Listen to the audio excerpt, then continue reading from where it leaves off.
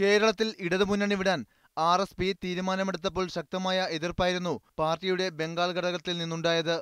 ദേശീയ നേതാക്കളായ അംബനി റോയിയും മനോജ് ഭട്ടാചാര്യയും RSP സംസ്ഥാന നേതൃത്വത്തിന്റെ നിലപാടിനെ തുറന്നെതിർത്തു. എന്നാൽ കേരളത്തിൽ UDF-ൽ നിന്ന് മത്സരിച്ച കൊല്ലം സീറ്റിൽ ഉജ്ജ്വല വിജയമാണ് പാർട്ടി നേടിയത്.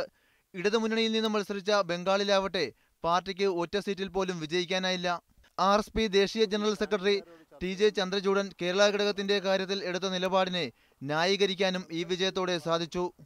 വരും ദിനങ്ങളിൽ സംസ്ഥാന നേതൃത്വത്തിന്റെ നിലപാടുകൾ ദേശീയ നേതൃത്വം അംഗീകരിക്കേണ്ട അവസ്ഥയിലേക്കാണ് കാര്യങ്ങൾ എത്തിനിൽക്കുന്നത്. തിരഞ്ഞെടുപ്പ് കഴിഞ്ഞാൽ പാർട്ടിയുടെ കേരള ഘടകത്തിനെതിരെ അച്ചടക്ക നടപടി സ്വീകരിക്കണമെന്ന് ആവശ്യപ്പെടാനുള്ള തീരുമാനത്തിലായിരുന്നു ബംഗാൾ ഘടകം. എന്നാൽ കൊല്ലത്തെ വിജയത്തോടെ കേരള നേതൃത്വം കൈക്കൊണ്ട തീരുമാനങ്ങൾ ശരിയായിരുന്നു എന്ന് ബംഗാൾ ഘടകത്തിന് ഇപ്പോൾ അംഗീകരിക്കേണ്ടതായി വന്നിരിക്കുന്നു. RSP എന്ന പേരിൽ ഇന്ത്യൻ പാർലമെന്റിൽ കേരളത്തിൽ നിന്ന് ചെല്ലുന്ന പ്രതിനിധിയല്ലേ ഉണ്ടാകും.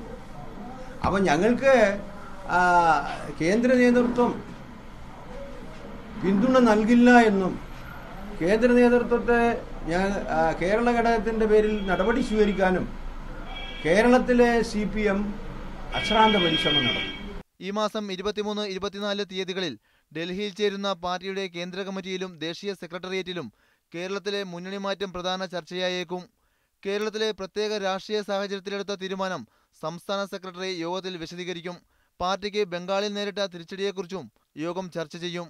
PL കിരൺ, മീഡിയ 1, കൊല്ലം.